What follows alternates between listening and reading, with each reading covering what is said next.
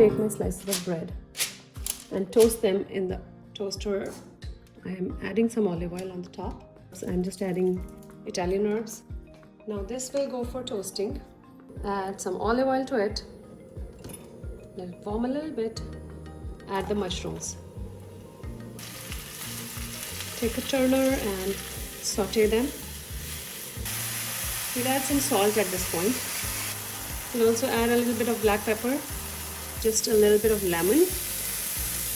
There you are, mushrooms are ready. So here our toasts are ready too. Grab your toast, apply a nice layer of avocado on the top. Now we will add the mushrooms.